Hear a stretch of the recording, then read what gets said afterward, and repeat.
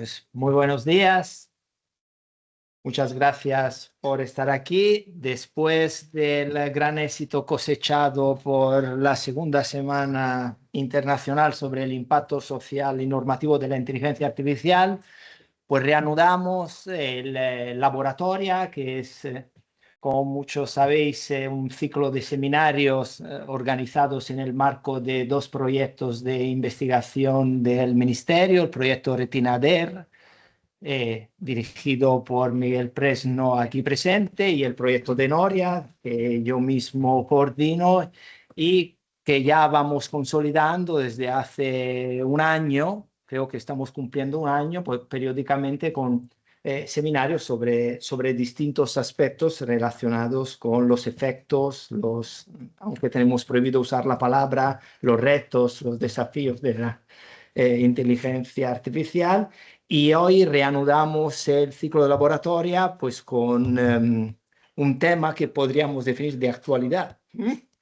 Un tema de actualidad del que nos hablará la profesora Lucía Payero, que es compañera y amiga aquí de la casa, profesora de Filosofía del Derecho en esta facultad.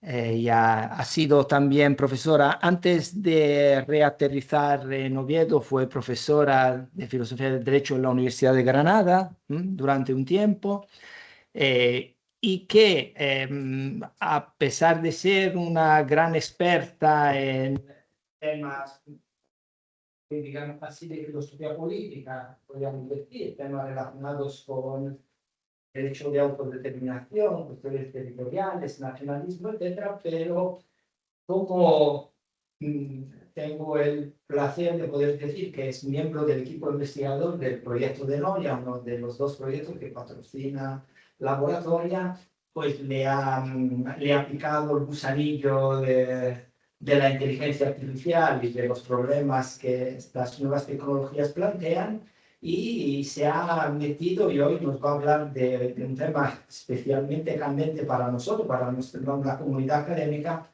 como es el uso de la inteligencia artificial en los trabajos académicos, ¿no? Tanto los trabajos académicos, tengo entendido, como los trabajos de investigación, también de los dos ámbitos.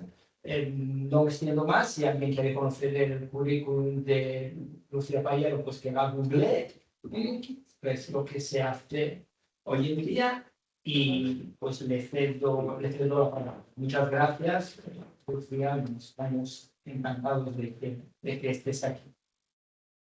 Pues muchas gracias. Es un placer estar aquí. Siempre es un placer estar en casa y sobre todo es un placer estar hablando en el marco de este ciclo de seminarios que, bueno, me parece que tanto Miguel como Roger habéis tenido una idea brillante de organizar este espacio para poder con mucha periodicidad hablar sobre cuestiones de tanta actualidad y tanto interés como es el impacto social y normativo de la inteligencia artificial. Y quiero agradeceros y también felicitaros porque es mucho trabajo, cada 15 días durante ya más de un año, creo, pues podamos tener un seminario para reflexionar sobre estas cuestiones y discutir entre ambos. Para mí es un placer estar hoy aquí y os agradezco mucho que me hayáis invitado. Bueno, voy a hablar hoy aquí sobre algunas cuestiones que me suscita el uso de la inteligencia artificial para la realización de trabajos académicos de estudiantes y de investigadores. Voy a plantear más preguntas que respuestas, pero bueno, creo que es un tema al que hay que hincarle bien. Y llego a él por, digamos, una experiencia personal como evaluadora de trabajos, donde me encuentro que el estudiantado, bueno, sospecho, porque no hay herramientas que indubitadamente detecten que se ha utilizado la inteligencia artificial, pero sospecho que así ha sido, y además en lo que se suele entender como un uso fraudulento de la inteligencia artificial generativa, Y cuando, bueno, pregunto si hay alguna orientación, alguna recomendación, qué hacer al respecto, me encuentro con que no. Y entonces eso me obliga pues a leer alguna cosa al respecto y a reflexionar para decidir qué hacer. Entonces, bueno, el resultado de todo este proceso, pues parte de ello lo voy a presentar hoy aquí. Voy a centrarme en el uso de la inteligencia artificial generativa de tipo no especializado. Todos en la mente pues, tendréis ChatGPT, Gemini, Copilot, este tipo de herramientas. Y me voy a centrar, yo soy filósofa del derecho, me voy a centrar en el ámbito de la filosofía del derecho, porque es el ámbito que conozco. Pero bueno, creo que lo que voy a decir se puede aplicar a otros ámbitos de conocimiento, sobre todo a aquellos que tengan un método de investigación similar al de la filosofía del derecho. Bueno, cuando hablo de trabajos académicos de filosofía del derecho, me estoy refiriendo a trabajos en los cuales pues están involucradas una serie de habilidades o destrezas, bueno, sin carácter exhaustivo, digo, algunas que me parecen básicas, pues hay que formular preguntas de investigación, hay que delimitar el tema objeto de análisis, hay que buscar, seleccionar y buscar información académica relevante, realizar un análisis crítico de textos y de datos, hay que reflexionar, argumentar, a poder ser de modo convincente, hacer un uso adecuado de citas y referencias bibliográficas, redactar y organizar el texto siguiendo el estilo académico y formular conclusiones. Esto es así tanto en los trabajos que realizan los estudiantes como en los trabajos que hacen los investigadores. La gran diferencia entre unos y otros creo que está en el objetivo que se persigue. En los trabajos de estudiantes, y aquí voy a centrarme en los TFG, los trabajos fin de grado y los trabajos fin de máster. Aquí lo que le pedimos a los estudiantes es que demuestren que estas destrezas, o al menos estas que he mencionado, pues que las dominan. En cambio, en los trabajos que realizamos los investigadores, pues el dominio de las destrezas, digamos que se da por supuesto, y lo que se espera es que, bueno, que aportemos algo novedoso, si puede ser relevante para la comunidad académica. Por trabajos investigadores voy a centrarme fundamentalmente, o estoy pensando fundamentalmente en tesis doctorales, en monografías, en capítulos de libro y en artículos de revistas. Bueno, voy a empezar hablando sobre los trabajos de los estudiantes y luego pasaré a hablar de los trabajos de los investigadores. Creo que no digo nada nuevo, nada que sorprenda, si menciono que actualmente nuestro estudiantado utiliza de forma bastante generalizada este tipo de herramientas de inteligencia artificial generativa para hacer trabajos académicos. Frente a este uso tan frecuente, nos encontramos con que no hay regulación al respecto. Me centraré en la Facultad de Derecho, no tenemos nada que regule esto. Y tampoco hay recomendaciones claras al respecto.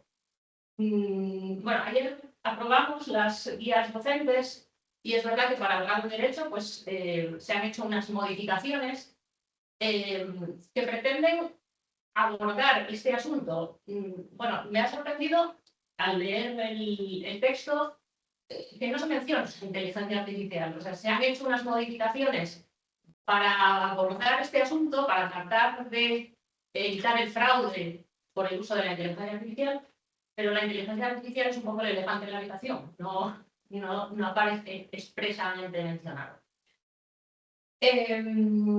Y siguen faltando pues, recomendaciones, ni siquiera se hace mención a una cuestión que es bastante habitual siempre que se hace referencia al uso de la inteligencia artificial en la realización de trabajos, que es que hay que declarar expresamente su uso, qué herramientas se han empleado, para qué tareas.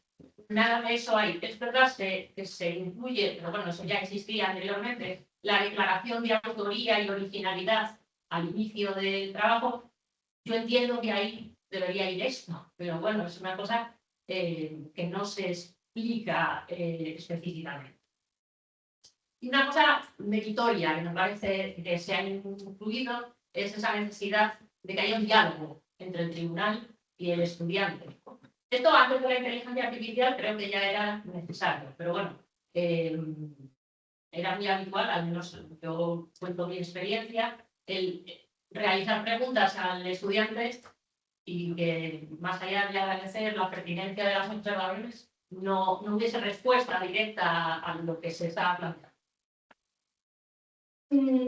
En las guías docentes de los másteres, por ejemplo, la guía docente de los CCMs no hay ni modificaciones ni ninguna referencia al uso de la inteligencia artificial. Y que yo conozca, hay una guía de uso de la inteligencia artificial para CCMs en la Facultad de Formación de Profesorado. Es una guía que no está mal, es decir, le haría alguna precisión, pero me parece especialmente interesante que en las declaraciones de uso de la inteligencia artificial dice que, además de mencionar que se ha usado, para qué y en qué partes del texto, qué mecanismos se han introducido para comprobar que lo que ha producido la inteligencia artificial es correcto. Eso me parece un requisito interesante.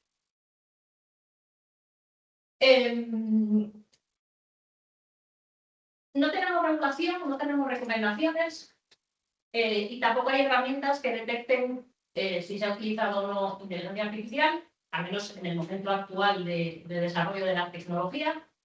Y eso genera gran inseguridad jurídica, tanto para el estudiantado como para el profesorado evaluador. Si vamos a la literatura especializada en este tema, que fundamentalmente viene de la pedagogía, y algunos informes que desde distintos organismos se han emitido sobre el tema, siempre se distingue entre usos aceptables de la inteligencia artificial, siempre que, como he dicho, se declare que se ha utilizado para qué herramientas, y usos fraudulentos. Y lo que subyace en toda esta literatura es una exigencia de que la universidad se adapte a esta nueva realidad. Se nos recomienda una y otra vez a los docentes que tenemos que formar en un uso correcto, ético, de la inteligencia artificial. Y las razones para que tengamos que aceptar el uso de la inteligencia artificial y hacer esta transformación es, primero, que se utiliza ya de manera masiva, entonces no podemos obviar esta realidad, no podemos mirar para otro lado, ni tampoco poner puertas al campo. Esto cada vez se va a utilizar más y más. También se dice que el estudiantado que tenemos ahora mismo vive en un mundo altamente tecnológico y tiene que aprender a desenvolverse en él de manera adecuada, y eso incluye manejar correctamente la inteligencia artificial. Se habla a veces de ciudadanía digital. Para ser ciudadanos digitales competentes, tienen que saber, entre otras cosas, manejar la inteligencia artificial de manera correcta.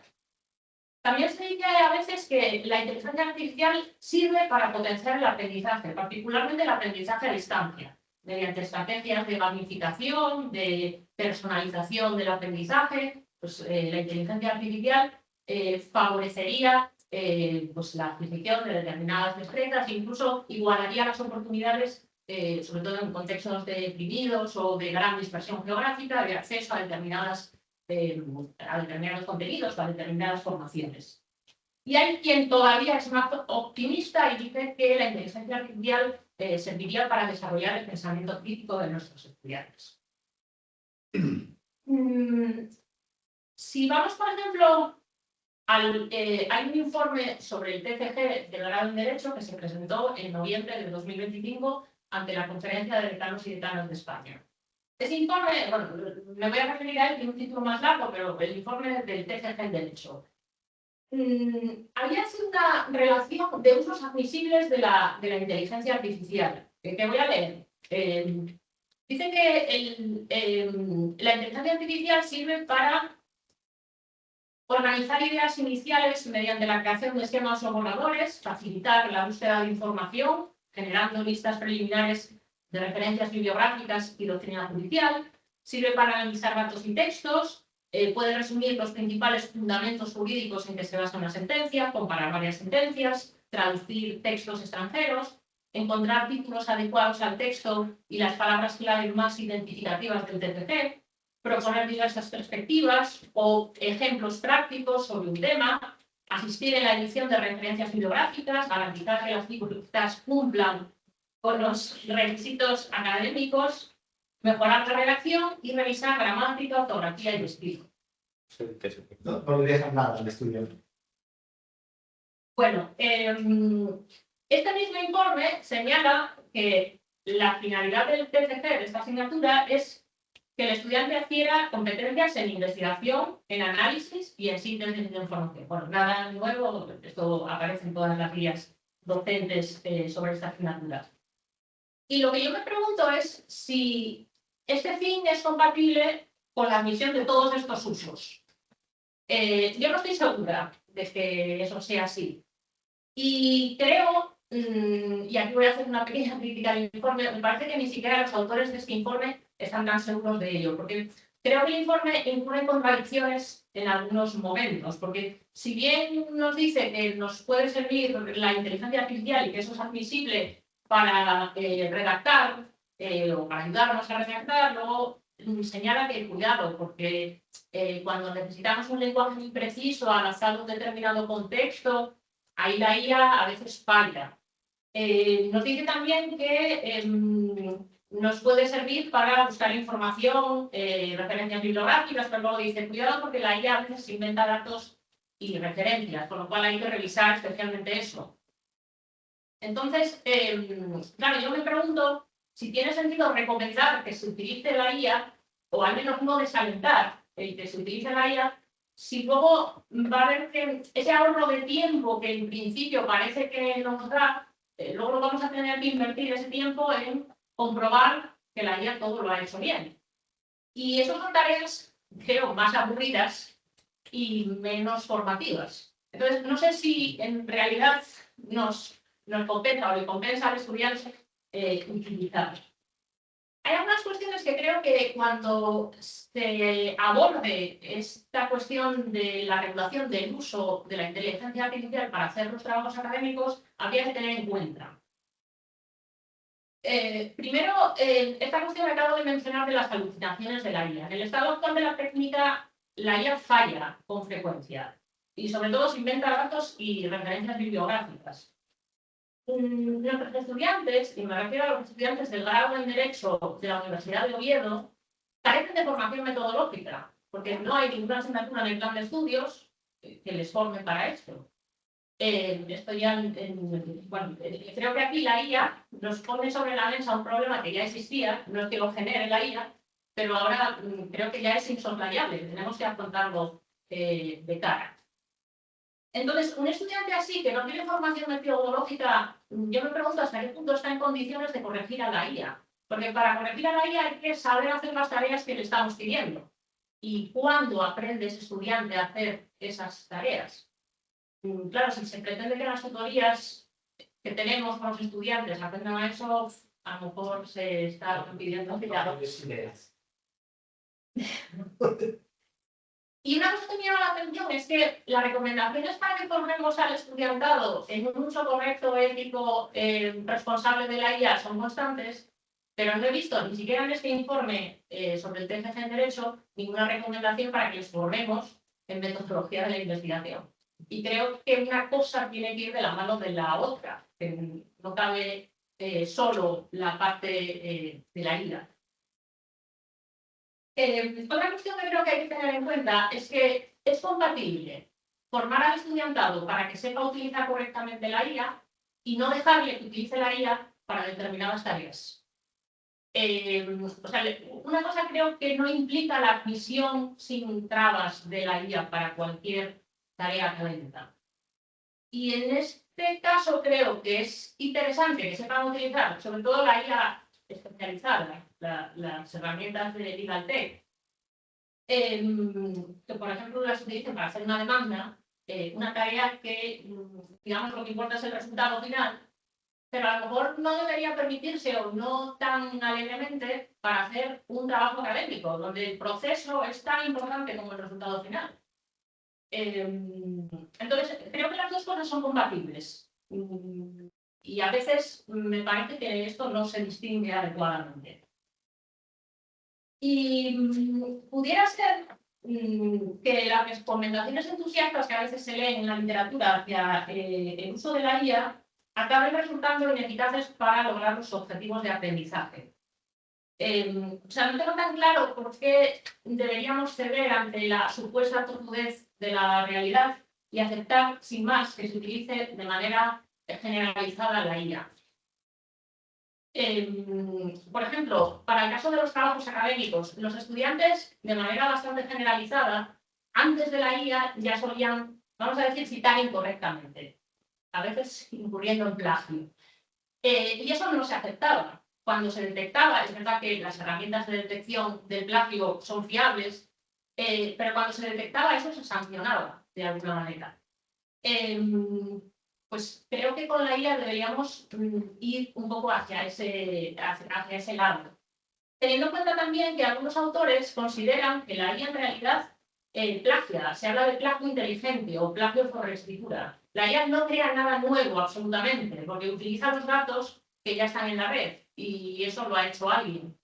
Lo que hace la IA a veces es no citar o no citar correctamente. Y entonces, claro, hace más difícil rastrear quién ha hecho o quién es el autor de esa información. Lo cual creo que también habría que tenerlo en cuenta cuando regulemos este asunto. Bien, paso ahora a hablar de los trabajos de investigación. Parece que también aquí los investigadores cada vez están utilizando más la IA para hacer labores de investigación. Hay un estudio que ha hecho la editorial Wiley en el año 2025, en verano de 2025, hizo una encuesta a casi 2.500 investigadores a lo largo del mundo y los resultados fueron que el 62% de los encuestados usa IA para realizar tareas relacionadas con la investigación y la publicación de los resultados. Lo que más me llamó la atención es que de esas personas que utilizan IA para investigar, el 80% usan IA no especializada. Decían que porque es de mucho más fácil acceso en la mayoría de los casos porque no tienen que pagar. Y también, si se compara este estudio con el que hizo Wiley el año anterior, en el 2024, hay un incremento del 45% en el número de investigadores que utilizaron IA para investigar por un año. Lo cual, bueno, podría anunciar que en el 2026 el número de investigadores que va a utilizar IA para investigar, pues seguirá creciendo. Pese a este uso tan grande, aparentemente, de la IA para investigar, no hay acuerdo entre la comunidad científica acerca de si es admisible o no el uso de IA para realizar tareas de investigación y, en caso de que sea admisible, para qué tareas. Ni siquiera las políticas editoriales de las revistas científicas son unánimes aquí. Aquí tenemos una gran variedad de situaciones. Hay muchas revistas que todavía no hacen ninguna mención al uso de la IA. Hay otras que establecen pues, que hay usos admisibles y otros que no, son más o menos restrictivas en los usos que consideran admisibles, establecen que hay que declarar si se ha utilizado la guía, pues que eso se diga y para qué y qué herramientas. Me he encontrado una revista, pero bueno, no he hecho un análisis exhaustivo, que prácticamente prohíbe a los autores utilizar IA, que es la revista Blatt, que es una revista norteamericana de hematología. Y hay alguna revista, por ejemplo, los cuadernos electrónicos de filosofía del derecho, que prohíbe a los revisores externos utilizar IA. En cualquier caso, hay una variedad amplia de políticas al respecto. Las razones que dan las revistas para limitar o establecer restricciones al uso de la IA tienen que ver con los problemas o con los riesgos que entraña el uso de la IA. Señalo tres fundamentales. Uno tiene que ver con problemas de originalidad o incluso con vulneración de derechos de propiedad intelectual. Siempre las revistas suelen incluir una cláusula que dice que, en último término, el autor del artículo es el responsable de asegurarse de que todo lo que menciona es original o está bien citado y no se vulneran derechos de terceros. Pero, claro, si tenemos en cuenta que la IA en realidad no crea nada nuevo y utiliza datos que ya existen y que no los cita siempre de manera correcta, pues a veces es difícil asegurarse de esto. En cualquier caso, creo que es problemático admitir contenido generado por IA por estos posibles derechos afectados de autoría y de copyright. Un segundo problema que tiene la IA y que también justifica estas restricciones de las políticas editoriales son las alucinaciones en las que incurre. Como decía antes, sobre todo los datos y las referencias bibliográficas pues muchas veces son inventadas. Y la cuestión es que no es fácil rastrear siempre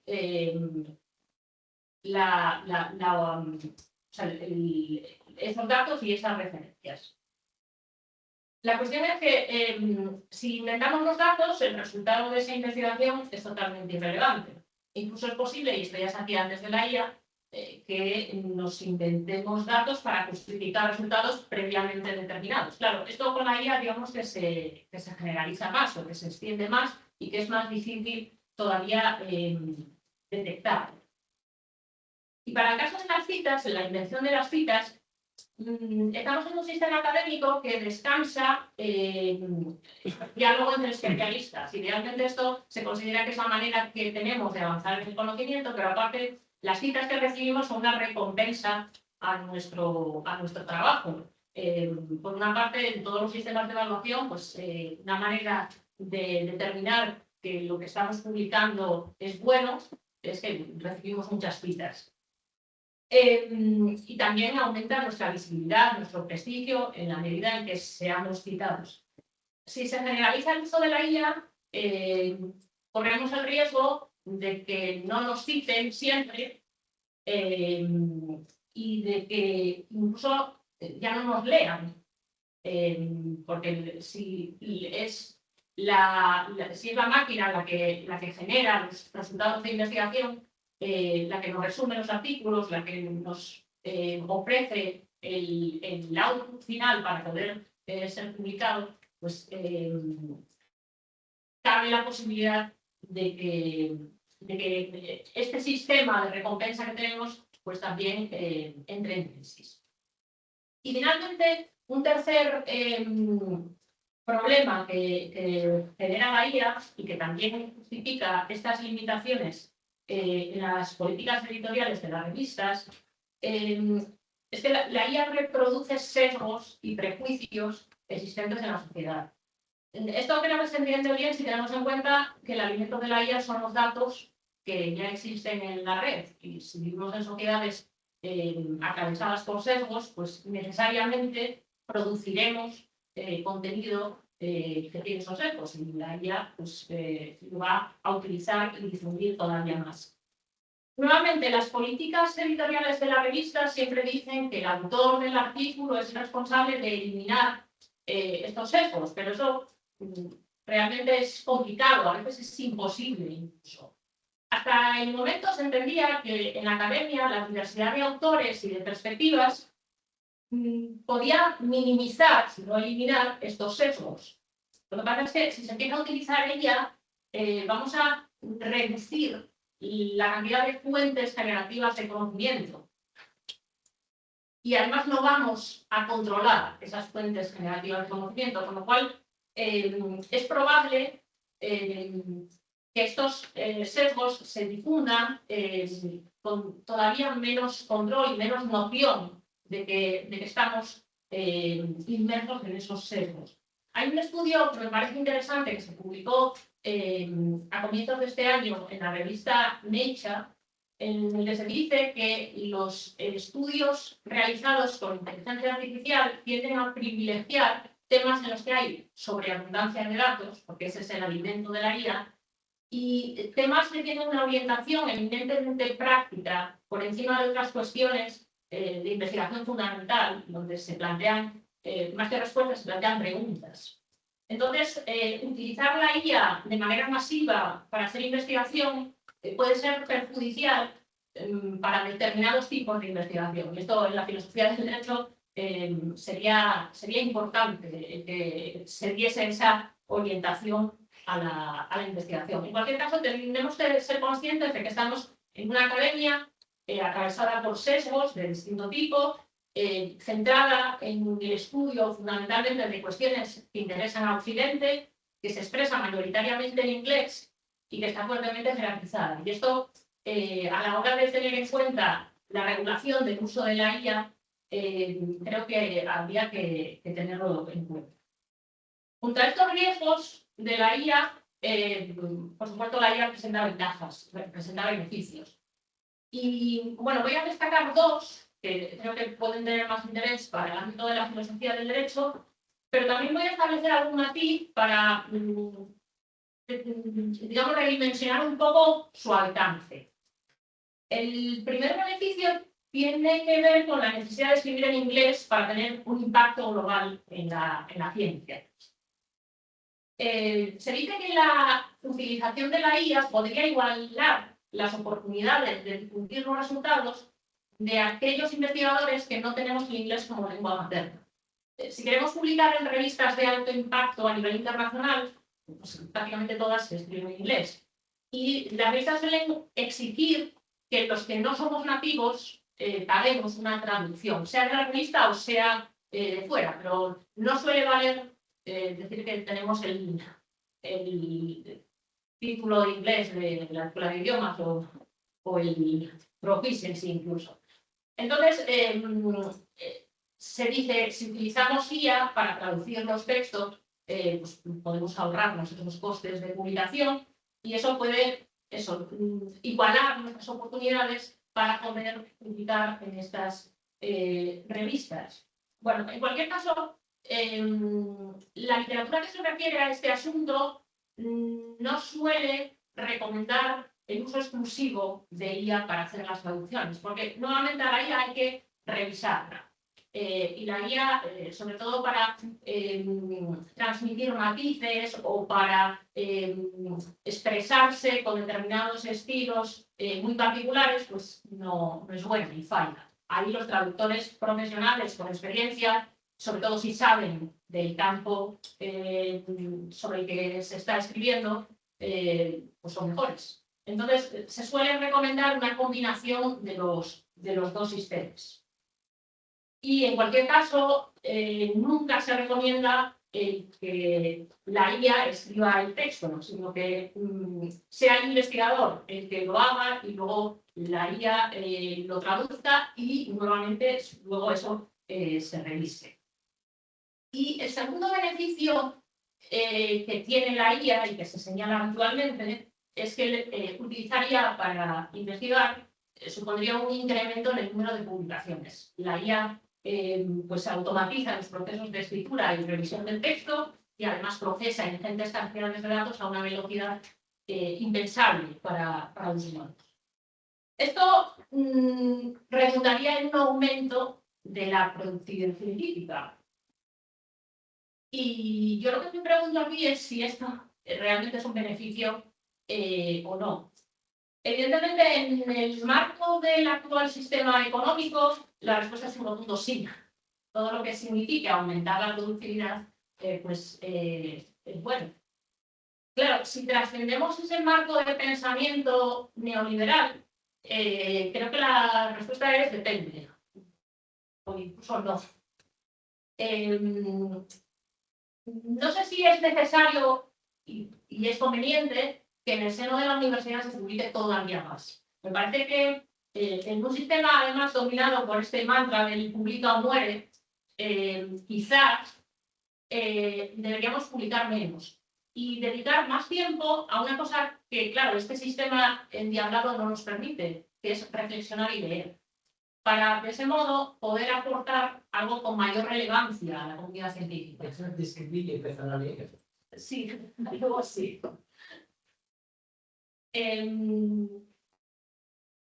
Claro, la IA no facilita esto, no facilita el reflexionar y el leer más. De hecho, parece que se nos dice que nos va a ahorrar leer, nos va a resumir ya los textos y además analizarlos, etcétera, etcétera.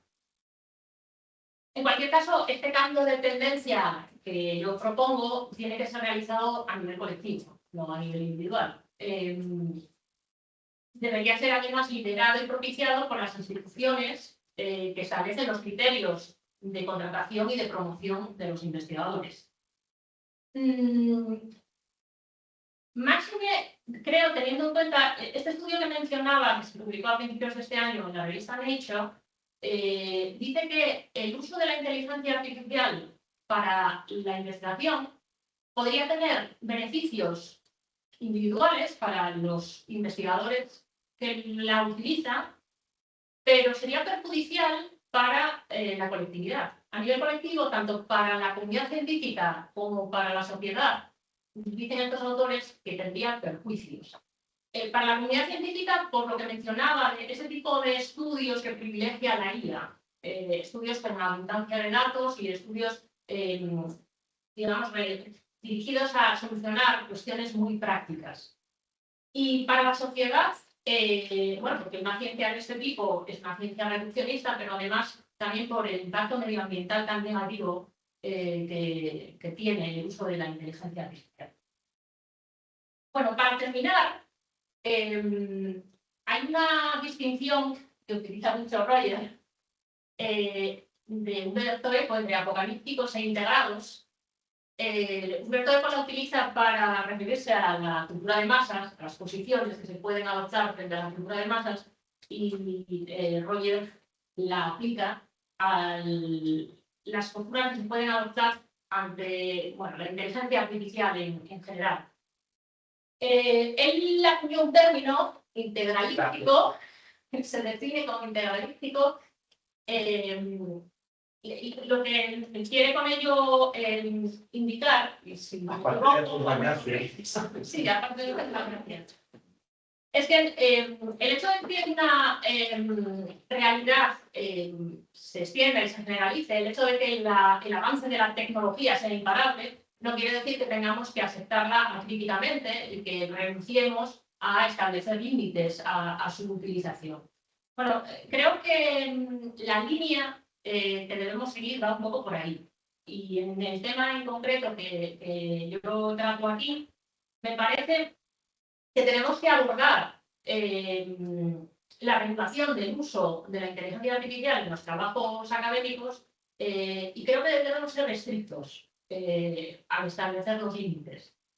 En el caso de los trabajos de los estudiantes, me parece, y aquí hago una propuesta de regulación que era una de las cuestiones que cuando lanzabais esta idea nos proponían, bueno, una modesta contribución al asunto.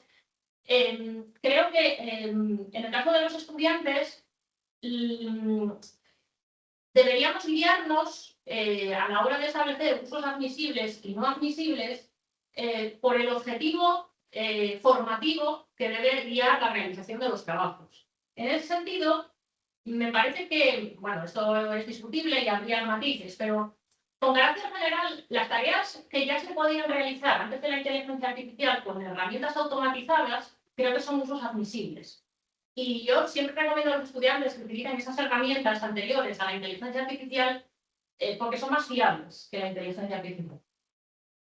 No se inventan citas bibliográficas, por ejemplo, los gestores bibliográficos, ahí las que salen son correctas. Más allá de eso, lo que no se podía hacer antes de la inteligencia artificial, diría que en principio no deberíamos permitir que se haga con inteligencia artificial. Por la razón que mencionaba de que la prioridad a la hora de regular esto debe estar en la adquisición de los objetivos de aprendizaje y porque para corregir a la inteligencia artificial, como también mencioné, hay que saber realizar las tareas que se le están pidiendo. Y tenemos unos estudiantes que no tienen formación metodológica. Entonces, ¿cuándo van a aprender a hacer esas tareas? La mayoría de ellos, siendo realistas, van a hacer en su vida un solo trabajo académico, que es el TCG. Y como mucho, pues harán también un TCM. Entonces, tienen que aprender ahí. No veo otras oportunidades, al menos con el plan de estudios actual. En el caso de la investigación, no sé si hay que ser tan restrictivos con los usos admisibles, pero creo que también hay que poner límites estrictos. Y aquí la justificación creo que está en que nos estamos jugando la relevancia de la ciencia y la fiabilidad de la ciencia. Me parece que si se empieza a admitir el uso de la inteligencia artificial para realizar cualquier tarea de investigación que nos podamos imaginar, la ciencia va a empezar a estar bajo sospecha constante. Aquí creo que pasaría algo similar a lo que ocurrió con el ciclismo cuando saltaron los casos de dopaje. Pues creo que nos podría pasar algo un poco parecido, que nos empecemos a preguntar ante cualquier nuevo estudio o publicación hasta qué punto los datos serán fiables, hasta qué punto el diseño de la investigación será correcto o si aquí bueno, pues se habrá utilizado la inteligencia artificial, se habrán inventado cosas. Esto lo digo en el estado actual de la tecnología.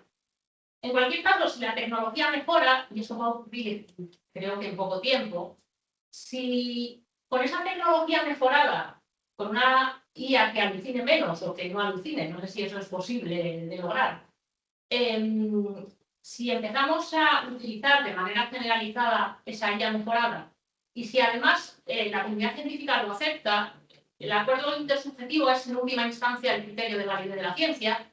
Si se dan esas tres circunstancias, creo que vamos a asistir a un cambio de paradigma que va a afectar al método de investigación y, en consecuencia, al rol que los investigadores estamos llamados a desempeñar. En el caso de la filosofía del derecho, eso querrá decir que el arquetipo que ahora tenemos de filósofo del derecho, una persona pues, que lee mucho, que reflexiona, que cuestiona las instituciones jurídico-políticas, pues No resuelve nada. sí, que plantea preguntas, no que dar respuestas. Pues eso creo que sería, ese ideal sería sustituido por el tipo de jurista computacional, es decir, una persona que lo que hace es formular prompts muy efectivos. Y quizá lleguemos a ver también la sustitución de ese jurista computacional con un chatbot legal, meramente. Y bueno, pues el tiempo dirá. Lo dejo aquí. Muchísimas gracias por vuestra atención. Y si tenéis alguna pregunta, alguna crítica, alguna cuestión, estoy encantada de tratar de responder.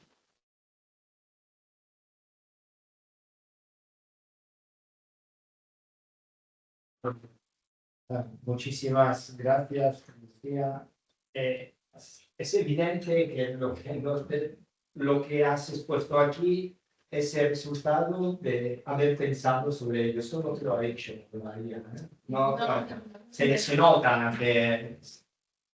y como aquí todos pertenecemos a la comunidad académica, todos tenemos ideas acerca del problema, por tanto, más, aparte de las preguntas, creo que puede haber más observaciones y voluntad de establecer, de conectar, de hacer un intercambio de impresiones. Así que la palabra es del público. Bueno, enhorabuena, Lucía. Muy interesante, yo creo que has tocado todos los aspectos, ¿no? que suscita el uso de este tipo de herramientas. Yo creo que no estoy, bueno, es difícil en este debate, como decía Roger, estar de acuerdo en todo, ¿no? Pero yo creo que la clave sí que tiene mucho que ver con lo que has expuesto acerca de la metodología. La metodología. Estás diciendo que, claro, desde el punto de vista, empezando por lo académico, ¿no? Los TFGs, los CCMs, que por cierto, no hay unas instrucciones, pero yo sí que es cierto que los CCMs tienen esa declaración responsable en la que dicen, no de manera responsable, valga la redundancia o no, que no han hecho uso de ningún tipo de inteligencia artificial generativa. Esto viene en el modelo de esa declaración responsable que tienen que ponen que no sé si es un acierto, porque al final les ponerle puertas al campo porque sí que se utiliza, o sea, lo estás esforzando, entre comillas, a mentir a los alumnos, ¿no? que pueden haber hecho uso de ella, que esté bien hecho y que el trabajo sea muy bueno. Entonces, tema de la metodología. La pregunta es, efectivamente, no hay una asignatura de metodología y yo llevo años preguntándome pre-IA si nosotros con nuestro modelo de clase, con nuestro modelo formativo, que seguimos teniendo asignaturas íntegramente de tipo memorístico, en los que validamos es eso, la memorización, nuestro sistema de oposiciones mayoritariamente en materia jurídica, si el alumno realmente tiene una metodología cuando llega al TFG o al TFM. Porque claro, nadie le ha explicado, en muchos casos, puede haber tenido alguna asignatura que le han planteado tener que investigar para hacer un debate, para alguna actividad de evaluación continua, pero en términos generales hay alumnos que han pasado todos sus estudios aquí sin haber ido a la biblioteca, sin consultar monografías, artículos especializados, y de repente se enfrenta con TFG, que efectivamente tiene que acreditar el dominio, ¿no?, técnico mínimo elemental, sin tener que hacer grandes contribuciones, propuestas, etcétera, pero sí un dominio mínimo, ¿no?, de una serie de competencias y habilidades que no han desplegado a lo largo de la carrera, ¿no? Vale tanto para los TFGs como para los TFMs. En el caso de la vertiente de investigación, yo lo que veo es un poco más de lo mismo. Depende cómo entendamos la manera de publicar. Efectivamente, llevamos unos cuantos años, particularmente en España, en que estamos en esa dinámica de publica o muere. Y se ha visto incrementado exponencialmente el número de publicaciones.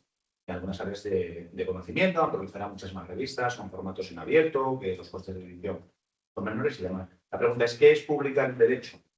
Es decir, porque hay muchas publicaciones, un número muy elevado de publicaciones que son puramente descriptivas. ¿De acuerdo? Que hacen una revisión del estado de la literatura y que hacen una sistematización, resumen de la jurisprudencia. La pregunta es, ¿eso es realmente un artículo, un capítulo de libro, una monografía? Porque yo ahí sí puedo vaticinar, yo sí me confieso como usuario acérrimo de la IA y dedicándole muchas horas, porque claro, hay metodología jurídica, esa metodología jurídica hay que aplicársela a la IA, pero la IA a su vez tiene su propia metodología y familiarizarse con esa metodología requiere estudiar. O sea, la idea de los alumnos, por ejemplo, es que es darle un botón mágico. La de mucha gente que te genere un artículo, te genere un TFM, eso no funciona así, ¿no? Por el tema de las alucinaciones, yo estaba pensando, es que alucinan, y muchos compañeros míos al escribir también, que se han inventado citas, que han reproducido durante 20, 25, 30 años sentencias que no existen o que no dicen lo que supuestamente le atribuyen a esa sentencia. Es decir, no es un fenómeno nuevo, porque la mala calidad siempre ha existido. De hecho, la ley te permite verificar mucho mejor, por ejemplo, esas citas fake o esos inventos. Y si hay posibilidades de acotar, es decir, una cosa es una IA generativa que funciona en abstracto, con su navegador y demás, y otra muy distinta es que tú trabaje sobre papers, sobre trabajos que tú le estás facilitando. Entonces, ahí no hay alucinación. ¿Es posible no alucinar? Es posible no alucinar. Si tú coges 50 artículos y se los metes a Notebook y tú le preguntas a Notebook cuál es la tesis de Ignacio, de Lucía o de Roger en este paper y demás, te va a contestar con una redacción, sistematizada, y te va a poner unas notas. Cuando tú pulsas en esa nota, abres y ves marcado en negrita exactamente en qué página y dónde dice eso Lucía, Roger o quien sea. Puedes hacerlo con 50 papers, con 200, etc.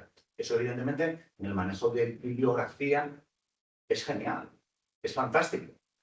Tú puedes crear un segundo cerebro digital que interconecta todas tus ideas. Hay una cosa que se llama Obsidian, que requiere tiempo, familiarizarse con ello, que requiere codificación y demás, pero que es bestial lo que es capaz de hacer. Entonces, yo creo que no tenemos una formación adecuada. Y por lo menos yo lo que veo aquí en nuestro ecosistema es que esa formación es completamente inexistente. Es decir, que yo qué quiero aprender, porque me parece que aquí sí que es aprender o morir, en el sentido de la ventaja competitiva que puedes encontrarte que pierdes. No tenemos esa formación. Yo creo que no la tenemos. Pero si no la tenemos nosotros, en los debates que podemos mantener aquí, el nivel de familiarización con este tipo de herramientas, de lo que puede hacer o no hacer, es totalmente dispar, ¿no? Entonces, cuando hablamos con una actitud de rechazo, pero es que no he utilizado nunca una herramienta. Entonces, yo creo que necesitamos más formación, sinceramente, para abordar este debate, ¿no? Y que la metodología, efectivamente, es clave. Cómo llevar nuestra metodología jurídica a la IA y la propia metodología que tiene la IA. Una cosa, por ejemplo, y con esto termino, que se trata de debatir, ¿no? Pero todo lo que has planteado es muy interesante, efectivamente. Estaba leyendo hace un par de días que, por ejemplo, los últimos modelos, los más avanzados de ChatGPT y de Claude, por ejemplo, funcionan en sentido antagónico. Ahora ChatGPT, con unas instrucciones mucho más genéricas, y esto tiene que ver con metodología y con la repetición de la metodología, ChatGPT te genera unos resultados mejores que con el modelo anterior. Sin embargo, Claude, que es bastante más potente en una disciplina como la nuestra, a la hora de redactar, pensamiento abstracto y demás, ha evolucionado a la inversa. Es decir, donde antes con un prompt mucho más genérico generaba resultados aceptables, ahora mismo el prompt tiene que ser mucho más específico. Entonces tienes que tener muy claro qué quieres, hacia dónde lo conduces y exactamente qué es lo que estás haciendo. Entonces, todo esto normalmente es metodología y va cambiando, va evolucionando y requiere estudio. O sea, la propia IA, yo creo que para nosotros requiere muchas horas de estudio, mucho ensayo-error, acompasarlo a lo que quieres hacer, cómo quieres trabajar. Y yo creo que eso, al final, efectivamente es estudio. Lo mismo que hemos aprendido a manejar otras muchas cosas, con las bases de datos de jurisprudencia en su momento, que no todo el mundo las maneja de la misma manera, que si operadores booleanos, que si no sé qué, pues eso yo creo que requiere estudio, ¿no? Entonces, todas estas cosas yo creo que no se tienen presentes en este tipo de informes con contradicciones, como tú bien decías, porque el elenco de cosas que has dicho es que es todo, ¿no? Es todo, son todas las competencias. Por ejemplo, en trabajos académicos que tiene que adquirir, manejar bibliografía, cotejar, que no sé muy bien, porque claro, crear no les podemos pedir, o sea, que un TFG sobre los que no puedes pedir el nivel de un artículo científico, entonces no sé muy bien qué es lo que no puede hacer la IA y dónde quedan estas declaraciones responsables que nosotros tenemos en las plantillas modelor de que no han usado ningún tipo de herramienta de IA, ¿no? Es que es difícil validar el contenido de una IA porque ya no solo es metodología, pero yo creo que aquí cualquiera se puede sentir amenazado por tener que validar o no el contenido sustantivo de un borrador que genera, por ejemplo, integralmente un sistema de IA. Porque hay que saber mucho, te puede cruzar muchos datos, especialmente puede inventarse cosas. Entonces, algo que estés altísimamente especializado en el objeto de ese trabajo, y nosotros, ojo, aquí en los TFGs y en los TCMs no lo estamos. Porque para empezar en los TFGs estamos en disciplinas que no son la nuestra. Sí, estamos en un trabajo, uno de civil de financiero, uno de filosofía, en otro de román, por lo cual, bueno, eso da bastante miedito. Evidentemente, en el momento que tienes mucha información y tampoco nos renta académicamente ni profesionalmente coger y dedicar 8, 10, 2 días, 3 días a verificar todas esas citas, todo ese contenido, leernos las sentencias y validar eso. Pero ni antes de la IA, ni ahora con más motivo después de la IA. De hecho, la IA creo que sí que nos puede ayudar a verificar precisamente ese tipo de alucinaciones y ese tipo de afirmaciones en disciplinas que no son humanas. Perdón por la extensión, pero el tema es apasionante y debería haber más seminarios monográficamente dedicados a eso. Pero ya diste 1,5. No, pero es que es muy interesante.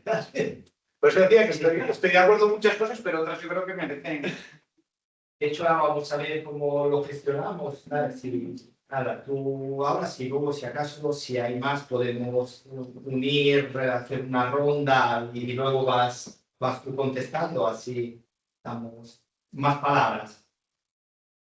Sí. Enhorabuena, me ha gustado mucho. Una reflexión y una provocación. La reflexión es en torno a lo de si la IA cree o no cree.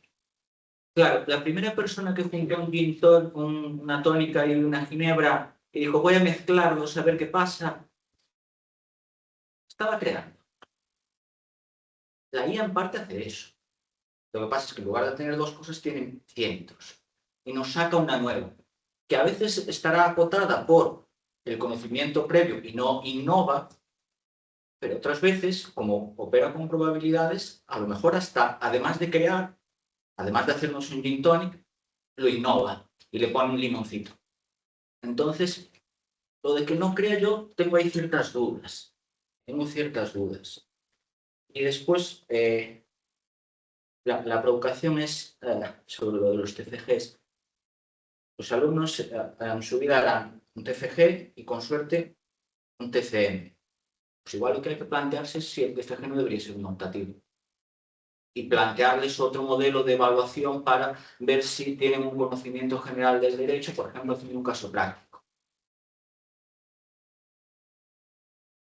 Porque si el TFG lo va a poder hacer la IA y lo único que vamos a valorar es si han entendido el procedimiento por el que la IA ha llegado a esa conclusión, igual le podemos plantear un caso práctico y ver cómo lo resuelven, cómo lo reflexionan, qué preguntas se plantean al respecto.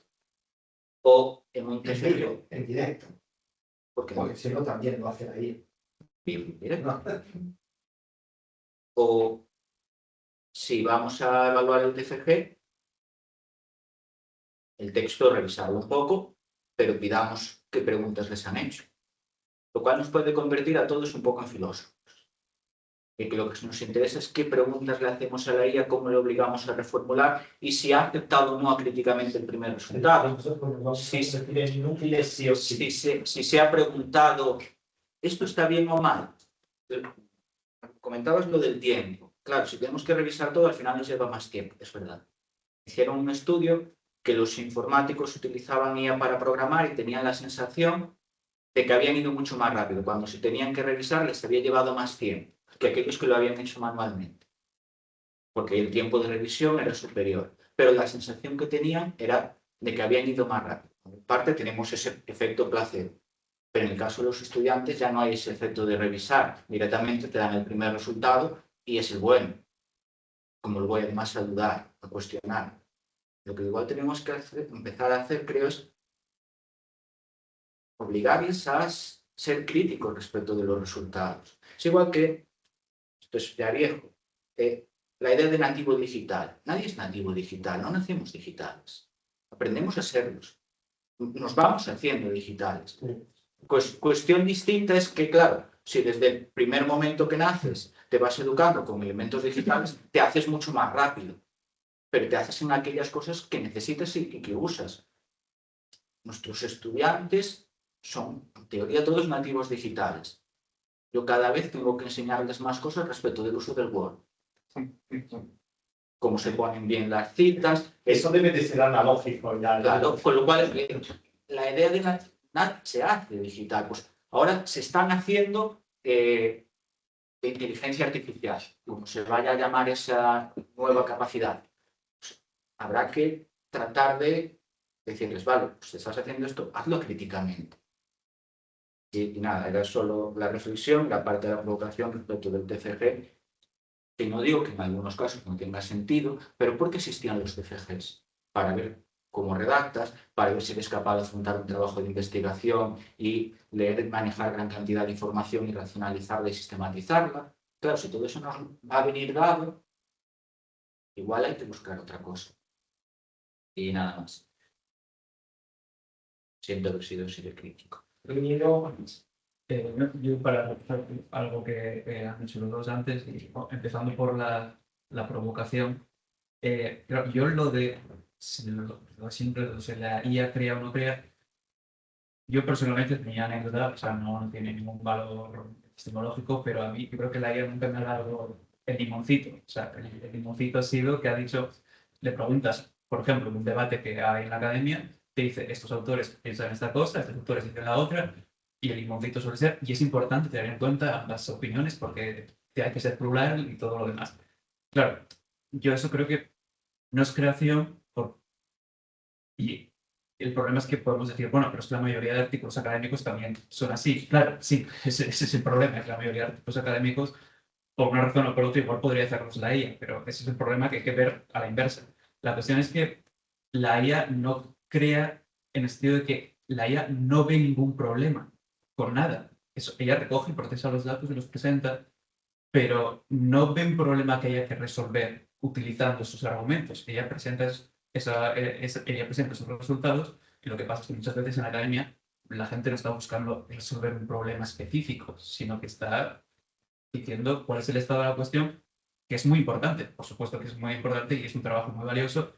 Ahora quizás es menos, y con esto recojo lo de los TFGs, es menos valioso porque se supone que lo puede hacer la IA y siempre tenemos cuidado con qué puede pasar o con que no alucine. Por lo que decía ahora Daniel, yo creo que es que se pueden integrar las dos cosas, la reflexión sobre la IA y también seguir teniendo que hacer un TFG en el sentido de que se puede, yo creo que esto lo hablamos además alguna vez, se puede hacer que la asignatura del TFG sean dos fases. Es decir, primero, pon el título del TFG que hayas escogido en la IA y hazme un TFG de 25 páginas, las que sean, sobre estado de la cuestión, bibliografía y todo.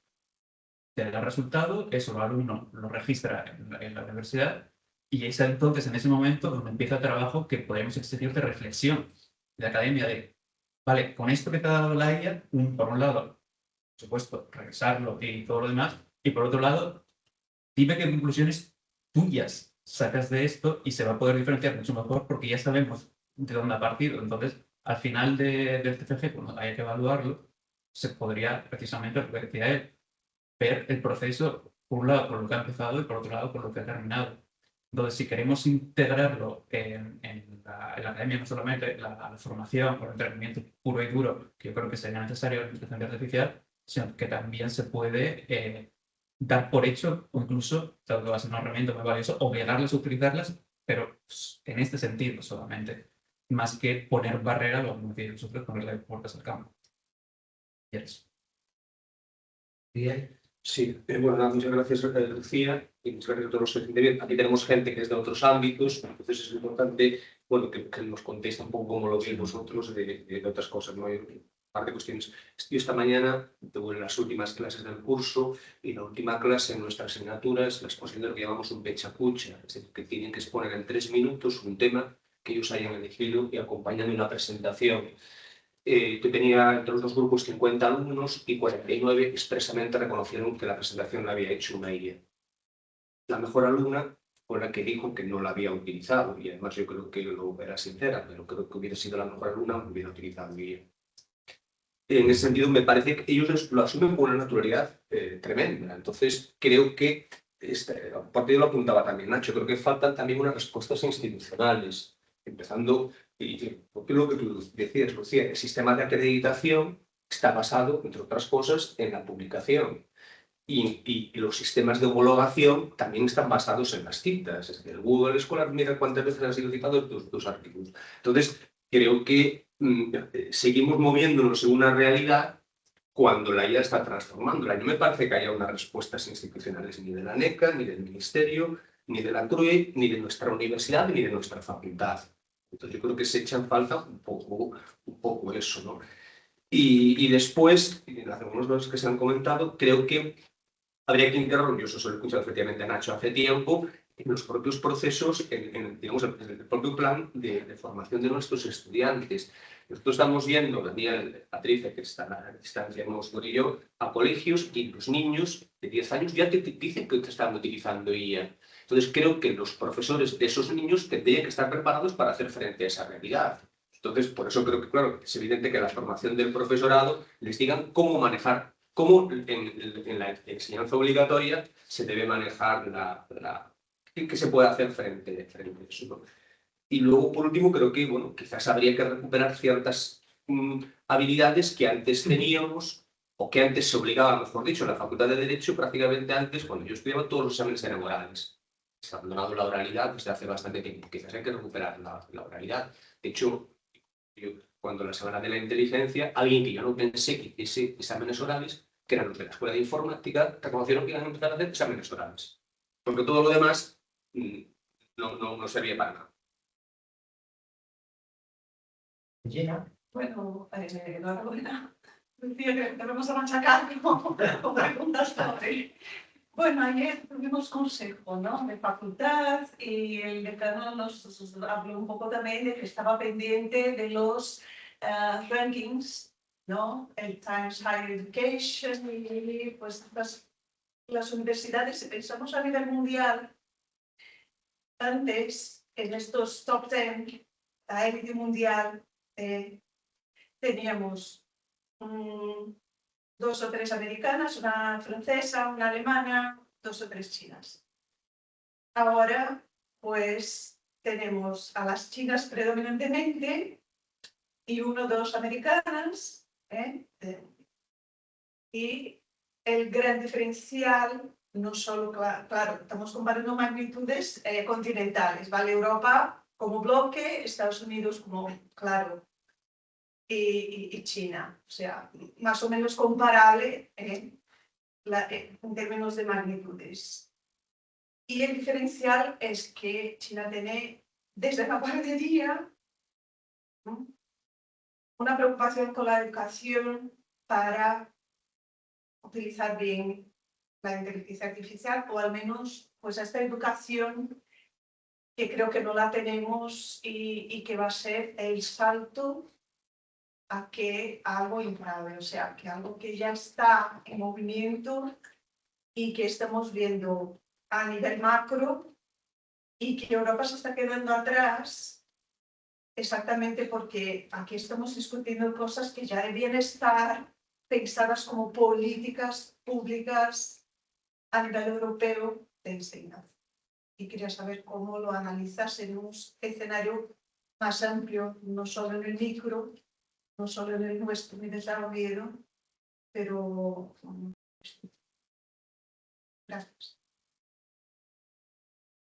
Bueno, nosotros tres venimos de humanidades, yo procedo de educación hasta el 9 de diciembre y hemos visto una serie de cuestiones clave. Nosotros pasamos un cuestionario en 10 áreas de conocimiento, un cuestionario piloto, 558 respuestas en toda la universidad, abarcando, como digo, las 5 ramas, y vemos que hay un patrón. Es decir, nosotros tenemos como resultados que aproximadamente el 90% del alumnado utiliza IA de manera frecuente.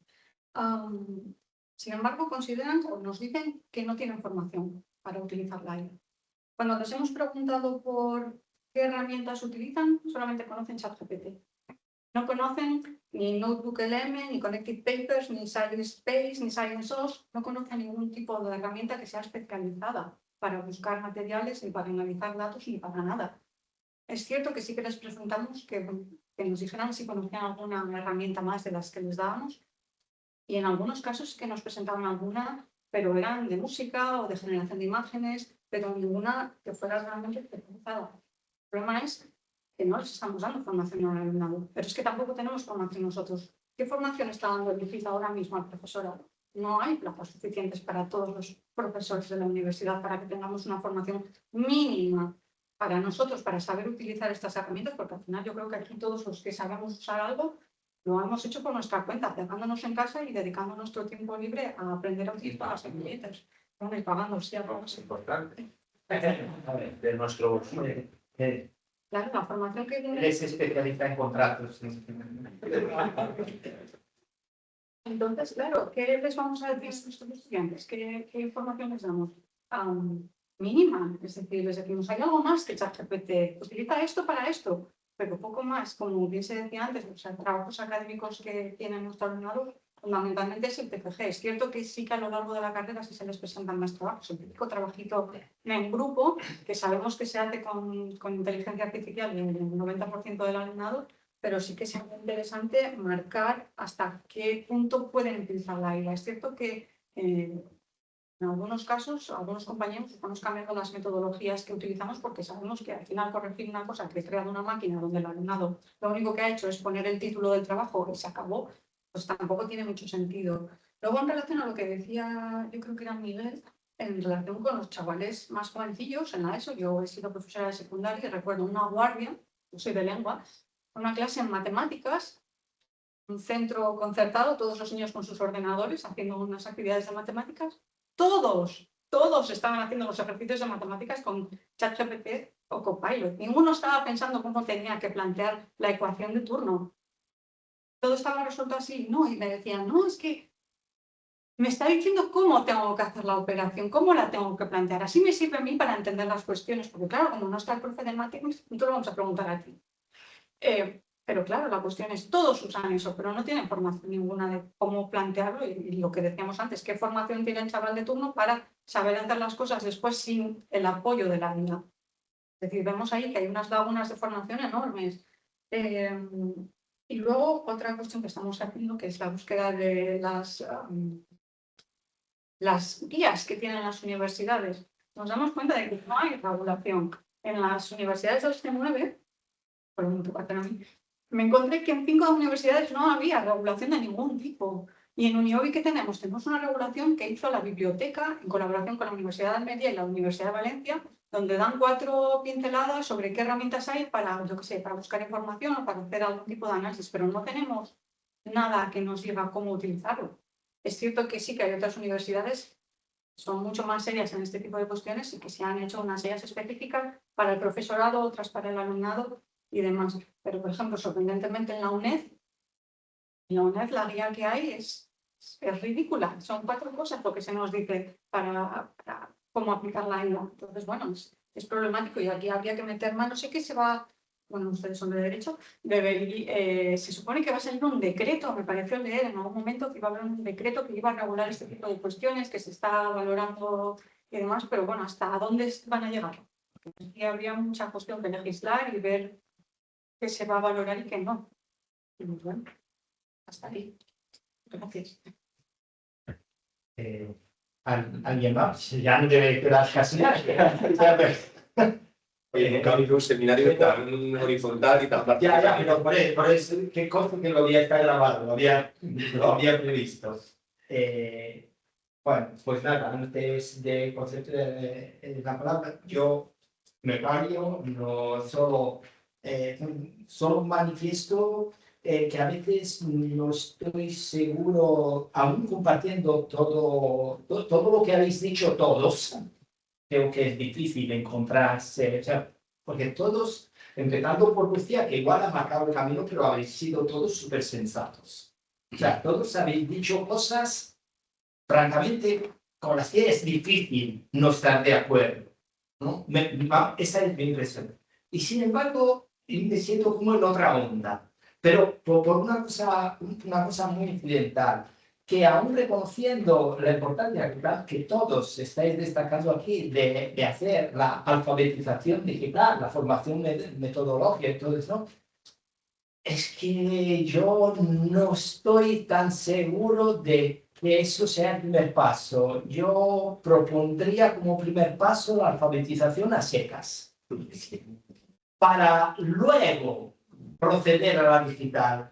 Porque no sé hasta qué punto educar o formar a jóvenes estudiantes universitarios, investigadores en el uso, lo habéis destacado aquí, muy más correcto, más cabal de las herramientas de inteligencia artificial, pero claro, nosotros nos encontramos con estudiantes y a veces profesores que redactan fatal, que escriben mal, que escriben sin haber leído.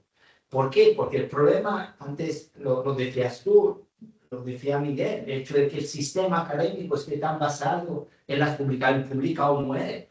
El problema no es que esté basado en las publicaciones, es que está basado en la cantidad de publicaciones y no en el contenido de las publicaciones. Yo estoy bastante de acuerdo con Daniel. Habría que hacer un seminario sobre lo que es creación, sobre lo que entendemos por crear, pero desde luego si queremos distinguirnos aquí todo el rato nos inflamos a decir que la inteligencia artificial lo único que hace es manejar datos del pasado, por tanto no crea nada, no decide, no genera, porque solo es estadística cuantitativa, ¿no? Los logros estocásticos, que es lo que hace la inteligencia artificial, y luego resulta que nuestro sistema de promoción de la investigación y del profesorado es meramente cuantitativo. ¿Cuántas citas tienes en el Google Scholar? ¿Qué cuartil tiene esa revista? ¿Cuántas páginas tiene un artículo? Me acabo de enterar que un artículo para nosotros en los esenios, si no alcanza las 20 páginas, no se considera artículo. Es decir, tienes que meter mucha paja, aunque no la quieras meter en lo que quieres decir. En fin, que me parece que yo estoy muy agradecido a la inteligencia artificial porque ha traído a colación una serie de problemas profundos que ya existían, pero al menos, oye, a raíz de la inteligencia artificial los estamos poniendo sobre la mesa y, francamente, desde el punto de vista institucional, incluso como comunidad académica, no hacemos absolutamente nada para denunciarlo. Para denunciar que el sistema es inviable, que no tiene ningún sentido, que no estamos creando. ¿Cómo vamos a exigirle a los estudiantes que hagan TFGs o TFMs cuando el caso que a mí me parece que tiene sentido la prohibición de una revista en nuestro ámbito que prohíbe usar inteligencia artificial para revisar los cuadernos electrónicos de los derechos, porque ya ha habido casos en muchas universidades, por cierto, orientales, chinas, coreanas, japonesas, de artículos enviados a revistas de gran prestigio escritos con inteligencia artificial y revisados con inteligencia artificial. Porque, como sabéis, hay unos trucos que permiten, que sabiendo los autores lo saben, añaden en una fuente muy pequeña o en blanco para el revisor, oye, destaca la originalidad, el carácter absolutamente inédito de esta reflexión y valioso, porque sabe que luego el revisor lo pasa por un programa de inteligencia artificial y llegamos a la conclusión, que es paradójica, de que ya nadie escribe de verdad porque ya nadie lee de verdad. Entonces, somos una comunidad enferma. Bueno, en fin. Eso vale también para las prácticas de los alumnos, ¿eh? De repente meterles la chorrada resumiendo en el texto en blanco y aparece sistemáticamente en la exposición o los trabajos. El pimiento verde, no sé qué, y aparece sistemáticamente luego el pimiento verde, como el uso que hacen. Efectivamente. No hace falta que te lo confiesen, como decía Miguel, ya la confesión ya La confesión ya aparece en algún momento. Bueno, pues muchísimas gracias a Nada, que nos hemos ido calentando.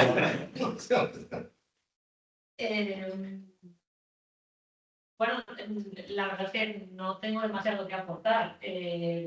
Simplemente, y empezando por lo que decías casi al final, creo que la clave está en que la IA nos pone sobre la mesa problemas que ya teníamos, pero que por alguna razón no le habíamos dado la importancia suficiente, o bien porque no concluían muchas veces, o bien porque estábamos preocupados por otras cosas, o por la razón que fuese. Y creo que ahora la IA nos obliga a afrontarlo de cara porque, digamos que viraliza el impacto de estos problemas. Y creo que todas las intervenciones que habéis hecho ponen de manifiesto algunos de ellos. Ignacio, decías la cuestión de qué es publicar en derecho. Pues claro, yo me centraba sobre todo en el ámbito de la filosofía del derecho y es verdad que en los estudios de jurisprudencia nosotros no lo solemos hacer. Entonces eso no lo tenía en mi mente. Pero bueno, tú conoces mejor ese tipo de análisis que sí, seguramente tengan un valor importante, sobre todo para los juristas prácticos. Pero bueno, claro, desde el punto de vista científico, bueno, pues no sé si os los cuentan igual en los exenios o hay un apartado específico para ellos o no sé ni cómo se valora. En teoría, un comentario de jurisprudencia secas no es una publicación señal, en teoría, pero hay muchas maneras de reconducirlo. Claro. Ya, bueno, pues a ver, la idea de un artículo que genera un impacto real en la academia, pues quizás no se corresponde con eso. Y eso seguramente que la IA lo hace muy bien.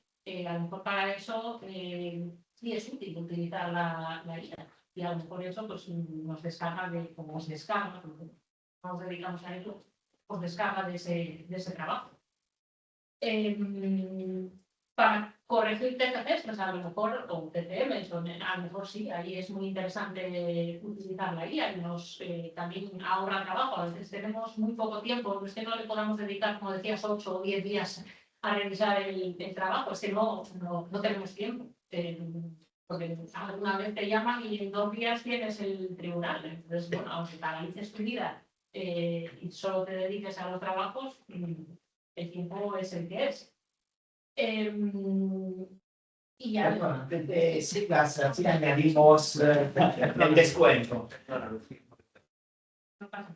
Es que al hilo de lo que estabas comentando de la revisión de trabajos de los estudiantes, a mí se me plantea el problema, y yo no soy jurista, no tengo nada que ver con el ámbito, de hasta qué punto estamos legitimados de que ese material se lo estemos cediendo a la empresa que gestiona la IA, que en la mayor parte de los casos no tenemos ningún tipo de control y estamos contribuyendo a alimentar a educar a la IA, a entrenar a la IA, etc. Entonces se nos planteaba en realidad a los tres ese problema.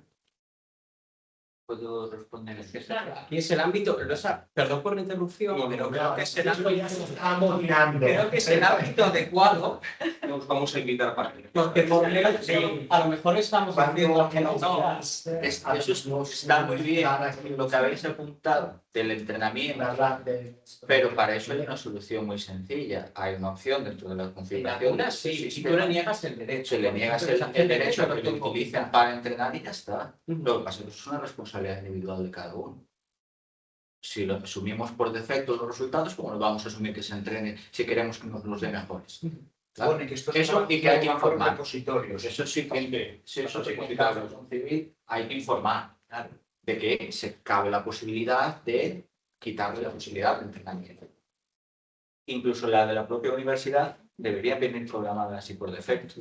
Y esto tiene que ver directamente con lo que mencionabas de los cuadernos electrónicos de filosofía del derecho. La razón, al menos la que expresamente aparece en su página web, de por qué los revisores externos no pueden utilizar IA para revisar, lo que ellos dicen no es lo que tú apuntabas, que tiene mucho sentido también, sino esto, el que cuando subes un trabajo a una IA, estás cediendo derechos que no te corresponden cuando eres revisor, porque los derechos son del autor. Sí, es verdad que hay maneras de minimizar eso o de impedir eso. Pero entonces, cuando se publica, Ya, pero es que es antes de que se publique. ya con la sesión que le vas a hacer después de que se publique, si el trabajo sale. Hay una diferencia, ¿eh? Porque algunas cosas no se llegan a publicar. Ya. Y por ejemplo, Se publican como modificaciones. ¿Y la cesión a quién? y esto en publicación vale, pero en sistemas de informática de la gente que la utiliza para programar con propiedad intelectual, que es secreto, ahí tienes un lío de cuidado. Porque después descubrieron que unas sillas utilizaban código y las otras porque habían aprendido, porque los informáticos la habían utilizado para programar. Facebook, por ejemplo, que su IA es malísima, claro, pero vieron las líneas de código que habían metido en ChatGPT y la incorporaron. Pues sí, ahí hay que tener mucha precaución. Sí, lo que era tremendo, por ejemplo, en las herramientas del plagio, fue cuando la Universidad de Oviedo tenía contratado Whirlpool y no había manera de quitarlo del repositorio si no les escribías un correo electrónico pidiéndoles que lo quitaran. Porque finalmente cambiaron de herramienta y después ya fue Turnitin. Y claro, yo cometí la gran imprudencia para asegurarme de que no estaba cometiendo autoplagio, porque a veces uno ya tiene tan interiorizadas ciertas formas de decir algo que dije, a ver si esto lo he dicho en otro artículo con estas palabras. Y lo metí, luego, claro, no lo podía quitar. Hay que escribirles un Por correo. lo cual se va al 100%. Disculpa, el autoplagio es una cosa, es un problema ridículo. Solo adquiere relevancia por el sistema, como depende del número de publicaciones. Porque si no, es que yo soy incapaz de no autoplagiar, porque yo no puedo cambiar de idea todo el rato. Y ya no solo de idea, sino la manera en la que expresas una idea, que es algo a la que es dedicado un Yo paso mi vida en pensar lo mismo que pensaba hace 20 años. Bueno, es lo también formal, lo que él dice, la manera de decirlo. Claro, yo dedico mucho tiempo a pensar cómo expreso determinadas cuestiones. Y luego que tenga que hacer el ejercicio de cambiarlo, que a lo mejor es simplemente es una oración. O sea, Sí, buscar el sinónimo para que no dé. Y luego ahora han salido varios trabajos publicados en los que se analiza cómo cuando tú utilizas este tipo de herramientas para hacer revisiones, la herramienta tiene un sesgo evidente, pues ChatGPT recompensa los textos generados por ChatGPT, Claude recompensa los suyos, entonces se retroalimenta. Esto es Incluso cuando pretendes determinar el grado de escritura humana y de IA y demás, que lo decía Lucía, es que no hay ninguna herramienta infalible, antes con Urkun, con Turnitin y demás, y de repente tú les cargas algo que realmente está escrito por la persona y te dice que está hecho por la IA, y a la inversa no. O sea, que pretender funcionar más ese tipo de sistemas yo creo que es un graso error, ¿no? Que a veces está en una respuesta institucional que no se han parado el tema del plagio. Normalmente, cualquiera que se haya manejado mínimamente con ellos se da cuenta de que no funciona. El derecho, además, con lo de transcripción de normas o extractos de sentencias, te da porcentajes elevadísimos. A veces de plagio de los trabajos que no están plagiados. Con la moralidad se resolvería de raíz. Pero entonces el trabajo no vale nada. Me da igual cómo lo has aprendido. Eso tampoco Me da igual cómo lo has aprendido. Lo que hayas aprendido y eso se demuestra en gerundio, andando. Poi perdonad,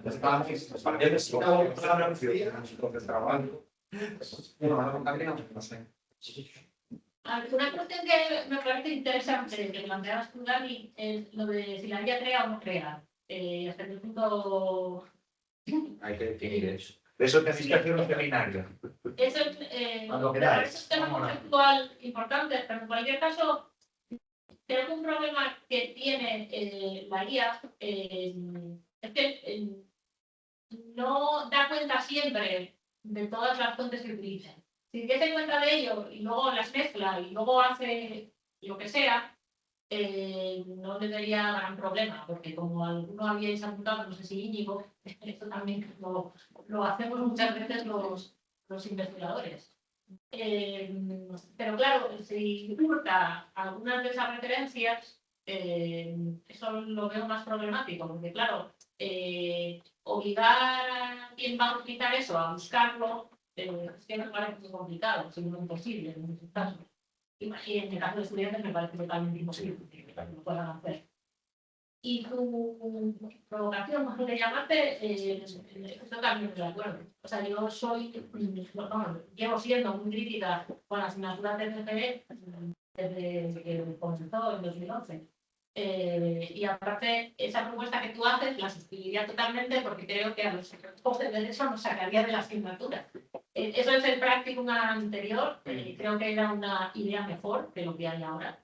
Y a eso a los expertos en derecho positivo pues dejaría todo el campo para desarrollar la asignatura. Pero es curioso que muchos lo opinemos y sigamos con la asignatura. Sí. Ya. Yo Creo que el debate es que ha restringido mucho. Sí, porque estáis atrapados por el lobby de los filósofos. Yo dejaría el TFG como una optativa, porque a lo mejor alguien insensato quiere hacer una tesis y entonces me puede servir como entrenamiento. Pero más allá de como optativa.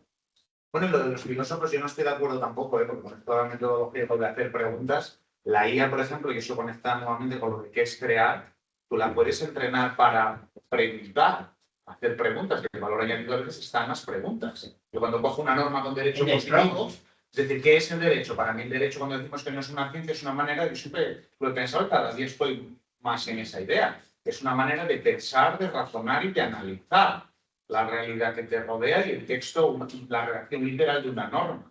Entonces, la norma maneja una serie de términos, qué dudas interpretativas suscita ese término, si ese término está definido en algún otro instrumento normativo, si no lo está, si es un constructo doctrinal o es un constructo que tiene un soporte luego jurisprudencial, eso la IA lo hace. Pero yo en mi experiencia propia, la IA lo hace. Digo, una norma que acaba de salir, ¿cuáles son los interrogantes? Y yo mismo formularía esos interrogantes, los mismos que me está generando la IA, porque es una manera de pensar que tú puedes entrenarla. Volvemos nuevamente a lo de la metodología, ¿no? Entonces, si a veces haces preguntas, y esas preguntas son acertadas, yo creo que eso en sí mismo tiene un valor añadido, sin necesidad de dar una respuesta, que en un momento dado pues puede no contar, ¿no?, con el soporte necesario para poder dar la ciencia cierta. Pues es una intuición, ¿no?, una idea que tú tienes a título personal. Pues para mí eso también es crear. O sea, plantear preguntas como vosotros hacéis es crear. Evidentemente eso tiene un valor creativo. En cualquier caso, eso, digamos que supondría un cambio en lo que le estamos pidiendo actualmente a los estudiantes. No investigación, no de los... Ellos eso se supone que no tienen por qué llegar hasta ahí. El que llega hasta ahí es genial, ¿no? Bueno, no tienen que hacerse preguntas. En nuestro ámbito hay otro problema. En esas cuestiones que a lo mejor en otras disciplinas son algo instrumental, en nuestra parte En nuestro ámbito es todos lo saben, filología. Claro, cómo se redacta, etcétera, son objeto de evaluación. Ya. Entonces se complica todavía más. Sí, porque uno de los usos que diría que en todas las guías consideran como aceptable es utilizar la guía para que me corrija el texto. Entonces, ya.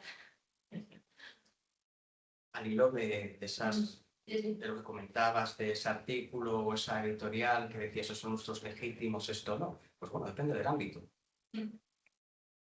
Sí, bueno, el informe que citaba es para el grado en Derecho, pero bueno, aún así creo que se viene muy arriba con las cosas que se pueden. Para la alfabetización. Bien. Además es que aunque la información está ahí, si uno no sabe, no tiene unas bases sólidas consolidadas aquí, luego no se puede hacer uso. No puedes ir continuamente a buscar todos los datos. Esquema mental. Si no hay un esquema mental, pero es que uno no sabes qué buscar, claro, no hay criterio. Por tanto, tampoco sabrás formular bien los prompts. Los prompts. Que al fin y al cabo, hacer preguntas es eso. O sea, filosóficamente. Por eso son grandes maravillosos para quien Aprender tiene formación. Cuando que la tiene ya de manera previa. O sea, yo creo que el paradigma lo de que va a reemplazar la IA y que no reemplaza la IA está en si el proceso de validación, de verificación, que planteaba antes Daniel también con el tema de esa ilusión, de cuánto tiempo es invertido, si el proceso de validación del resultado que te genera la IA es igualmente complejo y requiere un valor añadido alto por parte de quien tiene que llevarlo a cabo, esa persona sobrevive o ese trabajo, esa profesión. Si la verificación, validación del resultado que te genera la IA es relativamente sencillo, eso desaparece. Ese es el trabajo que desaparece. Porque realmente hay trabajos que llevan mucho tiempo, el hacerlo, el ejecutarlo, pero que la validación es muy sencilla. Entonces, ese tipo de trabajos son los que tienen realmente un problema. Por eso vuelvo otra vez en el plano ya nuestro, de los alumnos, ¿qué es investigar en derecho? ¿Qué es un artículo? ¿Qué es un capítulo? ¿Qué es una monografía? Que si es meramente sistematizar información, ahí la validación es muy rápida. Yo puedo validar un libro, una monografía en un día rápidamente. ¿De acuerdo? Entonces el valor de esa monografía es ninguno. Tiene sentido. No debería ser una monografía. Debería ser un artículo de 8 o 9 páginas. ¿De acuerdo? Haces bien en usar el condicional. ¿Eh? Y haces bien en usar el Claro, condicional. claro. Porque esto está sujeto a debate también, ¿qué es? Por eso he dicho que yo creo que obliga a revisitar qué es. Porque nosotros aquí publicamos mucho, pero ¿cuál es el impacto este agregado que tenemos? ¿Cuántos premios Nobel tenemos en España? ¿Cuántos, no?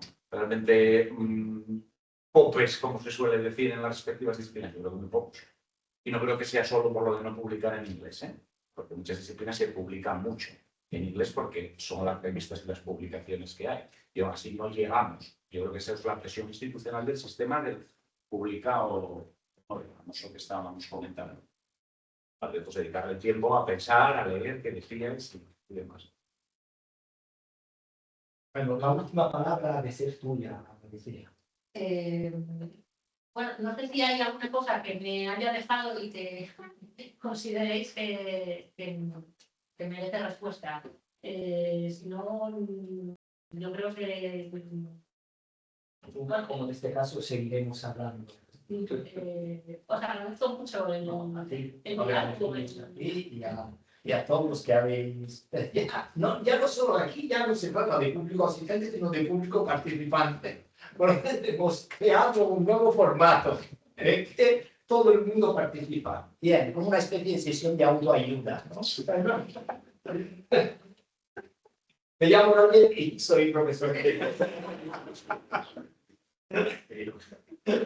Bueno, pues muchas gracias, Sofía, y la semana que viene tenemos un nuevo seminario. Esta semana vamos con un ritmo intenso.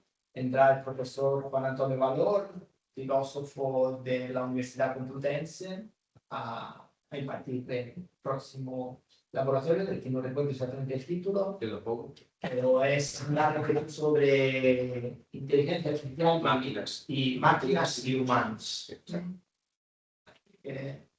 Os emplazamos hasta siempre.